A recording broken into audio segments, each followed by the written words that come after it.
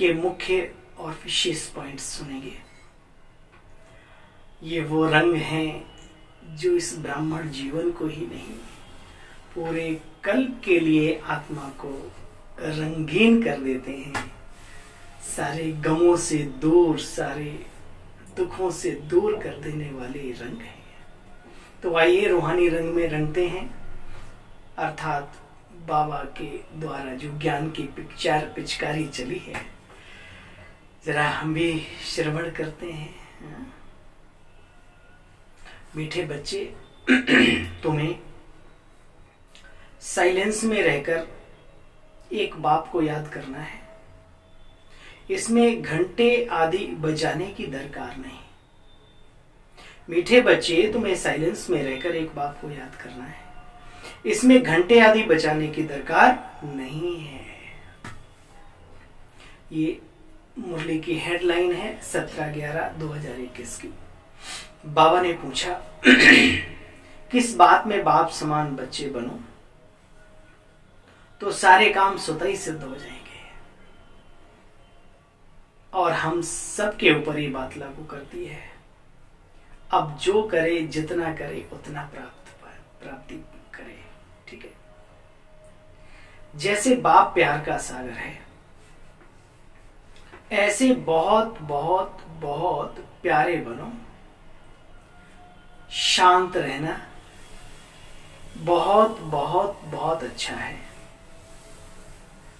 प्यार से बहुत काम सिद्ध हो सकते हैं और होते हैं। शेर और शर्प भी झुक जाते हैं प्यार के सामने, स्नेह के सामने। जानवर भी अपना जानवरत्व तो भुला देता है, मनुष्य की तो बात क्या। परंतु पहले अपने अंदर प्यार से भरपूरता चाहिए। गीत बजा है, तुम ही हो माता पिता, तुम ही हो बंधु च सखा, तुम ही, बिना तुम्हारे कोई ना हमारे, है ना। ओम शांति। ये महिमा है उस एक निराकार दिव्य ज्योति पुंज परम पिता परमात्मा परम धाम निवासी की।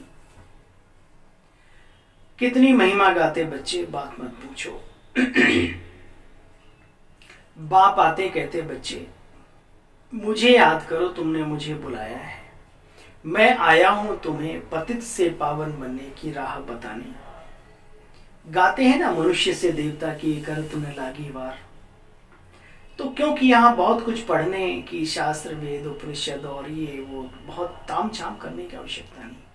सिर्फ मन से उस दिव्य शक्ति पुंज को याद करना बस।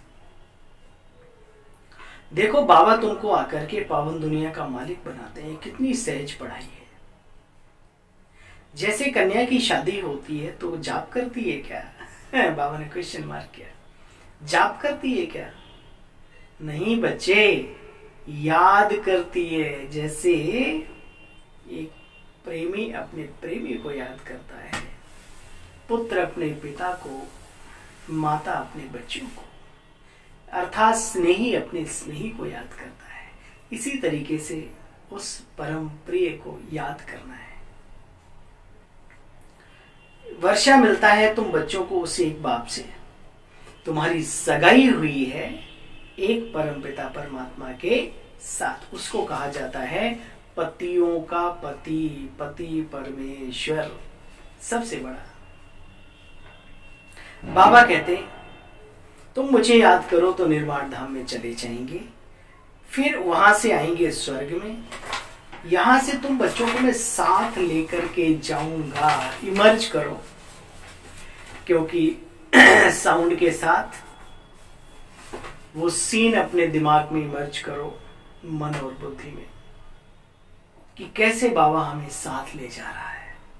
बाबा ने मिसाल दिया, जैसे टिड्डियों का झुंड होता है, यूनिटी होती है उनमें। मधुमक्खियां भी बच्चे ऐसे ही होती हैं। एक रानी मक्खी ने घर छोड़ा, सारी झुंड का झुंड, और आज साउंड होता है गूं। बाबा याद दिलाता है, बच्चे मच्छरों सदृश तुम सब आत्माओं को वापस ले जाऊंगा, जहां से तुम सब आए हो, अपने घर ले जाऊंगा। अभी देखो, बिगर कौड़ी तुम विश्व के बादशाह बनते हो। तो बाप की बातों को धारण करो। बाबा कहते, इस ज्ञान में तुम्हारी कितनी आमदनी है। मुरली को कैसे भी सुनना जरूर है। अगर कोई बैठ भी नहीं सकते तो बाबा कहते, बच्चे लेट करके सुनो, क्लास में ले आओ, उसे वेंटिलेटर पे डाल दो, कानों में पड़ना चाहिए। लेकिन बाबा के महावाक्यों को कभी भी मिस नहीं करना चाहिए। दुनिया एक तरफ और हमारी आत्मा की उन्नति एक तरफ, वरना सारे संसार की प्राप्तियां एक तरफ रखी रह जाएंगी और हमारी आंखों में होंगे पश्चाताप के मोती नहीं, आंसू आंसू। अभी सचेत जागृत होने की जरूरत है। बाबा कहते, यह धारणा की बातें हैं। अंदर में बाबा और चक्र को याद करते रहो। और क्या चेक करना, इधर याद करते करते इस शरीर से बाहर निकलना है। यहां बाबा कहते, बच्चों को बहुत मीठा बनना है। कभी कभी बच्चे बहुत हंगामा करते हैं, माया माथा खराब कर देती है। फिर ख्याल आता है कि किसी को भी कुछ कहें नहीं, प्यार से समझाएं तो अच्छा है। क्योंकि फिर जोर से बोलना, उससे भी काम बिगड़ जाता है। इसलिए बाबा कहते, बच्चे प्यार से समझाएं तो ज्यादा अच्छा है, शांत रहें तो और भी अच्छा है। कभी कभी जब हमारा मुख बंद होता है तो ये कुदरत बोलती है। सत्य का उद्बोधन स्वतः ही होने लगता है अनेक आत्माओं से। जरूरत है पहले हम अपने को शांत कर दें, स्थिर कर दें सत्य पथ पर, उसकी सत्य पिता की यादों में। सत्य को सिद्ध करने में अपना समय और शक्ति नष्ट ना करें। धैर्यता का गुण धारण करते हुए शांति को अपना पक्षधर बनाएं। बाबा यही आज की मुरली में हम सबको समझा रहे हैं, अवगत करा रहे हैं कि बच्चे शांत में रहना बहुत अच्छा है। देखो बच्चे, फिर भी बाप कहते, जो ड्रामा में जो कुछ होता है सब कुछ ड्रामा में नूद है। कोई आकर के गायन भी करते हैं और कोई फिर विघ्न भी डालते हैं। ये तो चलता रहता है, कभी गम, कभी खुशी, कभी दिन, कभी रात। कुछ लोग तुम्हारी जय जयकार करते हैं जीवन में, और अचानक ही कभी कभी कुछ ऐसे महान लोग भी आ जाते हैं कि फिर उनकी चर्चा करना ही क्या है। ठीक है, सबके साथ होता है, अचानक ही होता है। तो बाबा कहते हैं ये सब ड्रामा में नूद है, टेंशन नॉट। देखो बाप तुम बच्चों को ले जाने के लिए ही आए हैं। बाबा शरीरों को नहीं ले जाते हैं, आत्माओं को ले जाते हैं। कहते हैं ना, उस जगह ले चलो जहां सुख और शांति चैन मिले। बाबा कहते, मैं कालों का काल महाकाल हूं, सबका शरीर यहीं छुड़ा करके सब आत्माओं को वापस ले जाऊंगा, इकट्ठा ले जाऊंगा। अच्छा बच्चे देखो, ये कितनी वंडरफुल बातें हैं जो बाप बैठ बच्चों को समझाते हैं। कहाँ कोई बात समझ में नहीं आती तो बोलो बाबा ने बात अर्जुन अभी समझाई नहीं, क्योंकि नित नई पॉइंट्स निकलती रहती हैं, ऐसा होता है। बाकी जब तक कर्मातीत अवस्था नहीं बनी तो कुछ न कुछ तो होता रहता है।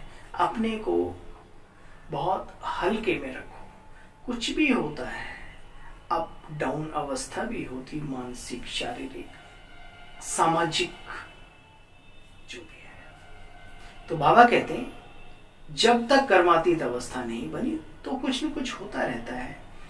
हिसाब किताब पूरा हुआ तो बच्चे शरीर छोड़ देंगे, फिर इधर दुनिया में रहने की जरूरत नहीं है। अच्छा, मीठे मीठे स्किल दे बच्चों प्रति माता पिता बाप दादा का याद, प्यार और गुड मॉर्निंग। रूहानी बाप की रूहानी बच्चों को नमस्ते। हम सब रूहानी बच्चों की रूहानी मीठे मीठे बाप दादा को नमस्ते, मीठे नमस्ते। ये प्यार के सागर। प्यार भरे दिल से तुझे बारंबार नमस्कार, नमस्ते, गुड मॉर्निंग। देखो, वरदान के में बाबा ने कहा, नॉलेज की लाइट द्वारा पुरुषार्थ के मार्ग को सहज और स्पष्ट करने वाले फरिश्ता स्वरूप। मेन पॉइंट्स तो सुन ली ना। आज का वरदान है, नॉलेज की लाइट द्वारा पुरुषार्थ के मार्ग को सहज और स्पष्ट करने वाले फरिश्ता स्वरूप भव। फरिश्तेपन की लाइफ में लाइट भी है और माइट दोनों स्पष्ट दिखाई देते, लेकिन लाइट और माइट रूप बनने के लिए बच्चे, बाप कहते हैं, मनन करने और सहन करने की शक्ति चाहिए। मनन करने की और सहन करने की शक्ति चाहिए। अगर यह दोनों शक्तियां हैं तो हर एक के लिए पुरुषार्थ का मार्ग सहज भी हो जाएगा और स्पष्ट भी हो जाएगा। स्लोगन, व्यर्थ बोलना अर्थात अनेकों को डिस्टर्ब करना। बोलना है तो काम की बात, नहीं तो बोलना ही नहीं। बोलना है तो ऐसी बात जिससे अवस्था बने, नहीं तो नहीं। बाबा कहते हैं, व्यर्थ बोलना अर्थात अनेकों को डिस्टर्ब करना। अच्छा भाई, मीठे मीठे प्यार के सागर बाप दादा की संतानों, हमारे मीठे मीठे बहनों और भाइयों, ओम शांति, गुड मॉर्निंग।